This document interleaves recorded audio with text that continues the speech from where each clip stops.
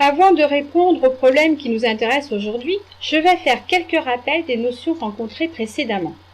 Suite à un rapport sexuel, environ 300 millions de spermatozoïdes sont émis dans le vagin de la femme, mais seuls quelques milliers atteindront les trompes utérines où l'ovocyte, c'est-à-dire le futur ovule, est en route pour l'utérus. Et parmi ces quelques milliers, il n'y aura qu'un gagnant. En effet, un seul spermatozoïde a le privilège de féconder l'ovocyte. Ensuite, les noyaux des cellules reproductrices vont fusionner pour ne donner qu'un seul noyau. C'est la fécondation. Et chez les humains, elle est interne puisqu'elle se déroule à l'intérieur de l'organisme femelle, au contraire d'une fécondation externe où les cellules reproductrices sont déversées dans le milieu extérieur, c'est-à-dire dans l'eau, comme c'est le cas chez certains poissons, les amphibiens. Ici, les ovules libérés par les grenouilles femelles seront immédiatement fécondés dans l'eau par les sécrétions des grenouilles mâles. À l'issue de cette fécondation, on obtient alors une cellule œuf. Près de 36 heures après la fécondation, la première division a lieu et donne 2 cellules, qui se diviseront à leur tour pour donner 4 cellules, et ainsi de suite pour arriver au stade morula ou petite mûre à 3 jours. 5 jours après la fécondation, le nombre de cellules est de 100 et les divisions cellulaires se poursuivent jusqu'à l'obtention de plusieurs milliards de cellules qui composent notre organisme. La cellule œuf est donc à l'origine de tout être vivant. En effet, une cellule œuf de lapin commande tous les caractères de lapin et une cellule humaine tous les caractères humains. Mais alors, où se localise le programme génétique, c'est-à-dire l'ensemble des informations génétiques qui déterminent nos caractères? Toutes les cellules animales et végétales sont constituées d'une membrane, d'un cytoplasme et d'un noyau. Donc nous pouvons formuler plusieurs hypothèses. Peut-être que le programme génétique se situe dans la membrane, ou dans le cytoplasme, ou dans le noyau, et pourquoi pas les trois. Pour tester ces hypothèses, je vous propose cette expérience réalisée chez des souris. Si on fait se reproduire ensemble 2 souris blanches, issues de souris blanches depuis plusieurs générations, on obtient une cellule œuf. Cette cellule aurait dû donner naissance à un souriceau blanc, mais on y détruit le noyau. On le remplace alors par un noyau d'une cellule œuf provenant de la reproduction de 2 souris marrons, issues de souris marrons depuis plusieurs générations. Évidemment, cette cellule œuf aurait donné un souriceau marron. Bref, on obtient alors une cellule œuf modifiée qui possède la membrane et le cytoplasme d'une cellule œuf de souris blanche et le noyau d'une cellule œuf provenant de souris marron. Cette cellule œuf recombinée est implantée dans l'utérus d'une souris noire, issue de la reproduction entre 2 souris noires, elles-mêmes issues de souris noires depuis plusieurs générations. Et qu'obtient-on? Eh bien, on obtient une souris marron. Que peut-on conclure de cette expérience? Est-ce la membrane et le cytoplasme qui ont commandé la couleur marron au souriceau? Évidemment que non, puisque ces 2 constituants proviennent d'une cellule de souris blanche. Par contre, le noyau a été prélevé chez une cellule œuf de souris marron. Ainsi, nous pouvons en conclure que le noyau cellulaire contient l'information codant les caractères héréditaires.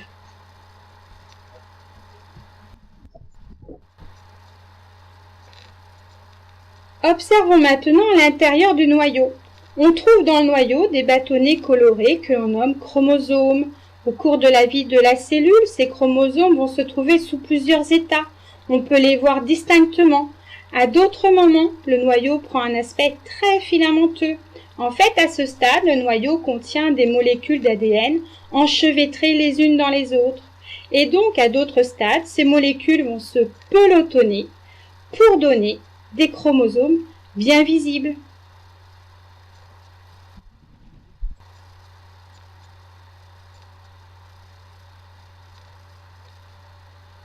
Ainsi, chaque chromosome est constitué d'ADN.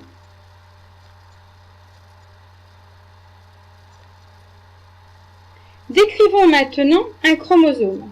Lorsqu'il est composé d'un bras court et d'un bras long, on dit que c'est un chromosome simple. Il est constitué d'une seule molécule d'ADN, donc d'une seule chromatide.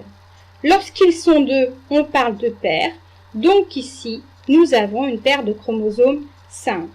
Parfois, le chromosome est composé de deux chromatides, donc de deux molécules d'ADN identiques entre elles.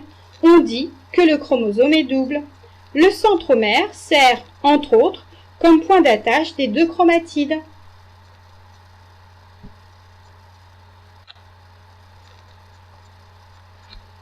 Pour étudier les chromosomes, on peut réaliser un karyotype, c'est-à-dire une représentation ordonnée ou pas des chromosomes contenus dans une cellule. Alors pour ce faire, on met en culture des cellules que l'on observera au microscope. Lorsqu'elles vont commencer à se diviser et lorsque les chromosomes se condenseront de plus en plus jusqu'à devenir visibles, on fera alors éclater la cellule, puis on photographiera les chromosomes doubles. On obtiendra donc un karyotype non classé, mais on pourra découper chaque chromosome et les ranger par paire en fonction de leur taille, de leur forme, de la position de leur centromère et de leur bande de coloration.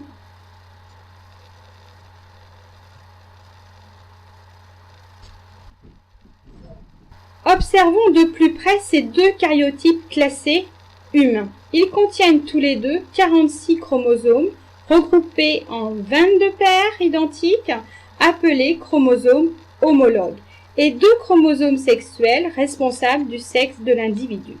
Ils sont notés XX chez la femme et XY chez l'homme. Parfois, on peut distinguer des anomalies dans le nombre des chromosomes, comme c'est le cas ici. Cet individu présente 3 chromosomes 21 au lieu de 2. On parle de trisomie 21.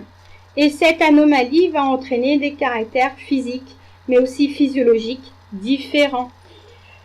Cette personne présente un visage large, des yeux en amande, il est de petite taille, il va souffrir de malformations digestives et cardiaques et d'un retard mental plus ou moins important. Le risque d'avoir un enfant trisomique est d'autant plus important que la future maman est âgée. À partir de 38 ans, la femme doit subir une amniosynthèse. On prélève dans le liquide amniotique des cellules du fœtus afin de réaliser un karyotype pour détecter une éventuelle anomalie. Cette technique est aussi réalisée dans les familles à risque. Dans les pages suivantes, nous allons voir que le karyotype de la cellule est caractéristique d'une espèce. Le chien possède 78 chromosomes. La grenouille, 24 chromosomes. Et la drosophile, 8 chromosomes.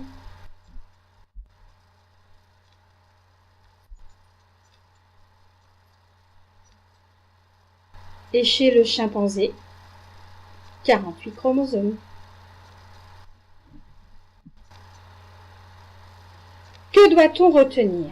Eh bien, que les chromosomes sont le support du programme génétique, puisqu'ils déterminent les caractères héréditaires, mais ils perturbent parfois le développement normal de l'individu. Il faut savoir aussi que certaines anomalies chromosomiques vont entraîner un avortement spontané, c'est-à-dire une fausse couche. Ces deux individus ont des caractères bien différents. Ils se distinguent par la couleur des yeux, de la peau, par la forme du visage et du nez. Et pourtant, si on observe leur karyotype, on s'aperçoit qu'ils sont rigoureusement identiques. Mais alors, comment expliquer que des individus différents possèdent le même karyotype? On peut supposer que les chromosomes ne portent pas les mêmes informations selon les individus. Et pour tester cette hypothèse, on peut utiliser une technique qui consiste à créer des sondes fluorescentes à ADN. Celles-ci vont se fixer spécifiquement sur une partie du chromosome. Sur cette image, on distingue le long des chromosomes des portions de différentes couleurs. Et d'autre part, on voit que des portions de même couleur occupent la même position sur les deux chromosomes d'une même paire. On vient de mettre en évidence Les gènes. Chez l'espèce humaine, le nombre de gènes serait d'environ 25 000 et l'ensemble des gènes d'une espèce donnée constitue le génome. Prenons l'exemple de la paire de chromosomes numéro 9. On peut y trouver, par exemple, ces deux gènes, le gène impliqué dans le caractère couleur de peau et le gène impliqué dans le caractère groupe sanguin. Que peut-on retenir? Eh bien qu'un gène occupe la même position sur les deux chromosomes de la même paire. Donc, chaque gène existe en 2 exemplaires dans une cellule. Et les 2 chromosomes de la même paire portent les mêmes gènes. Mais alors, nous n'avons toujours pas répondu à notre question. Pourquoi les individus sont-ils tous différents? Ils ont les mêmes karyotypes et maintenant on voit qu'ils possèdent les mêmes gènes. En fait, un gène peut exister sous des versions différentes, appelées allèles.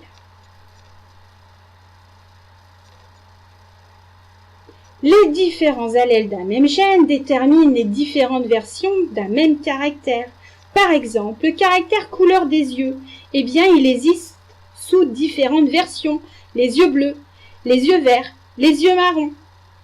Comme les chromosomes sont par paires, chaque cellule possède soit 2 copies identiques du même allèle, soit 2 allèles différents. Si les 2 allèles sont différents, eh bien les 2 allèles peuvent s'exprimer.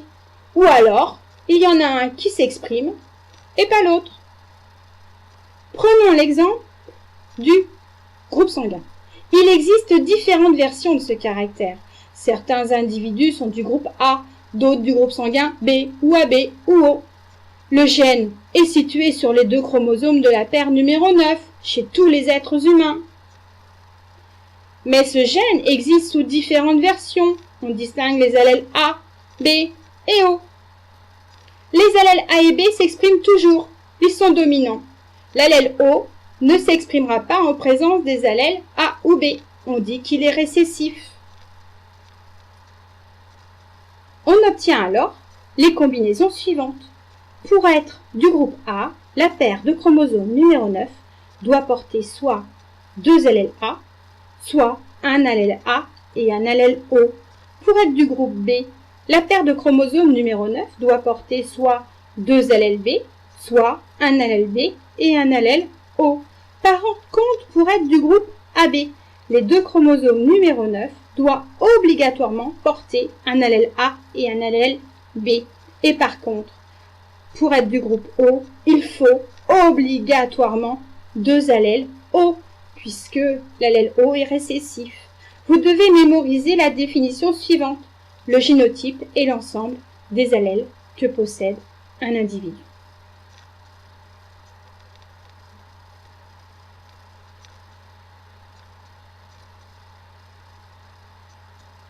Je vous remercie.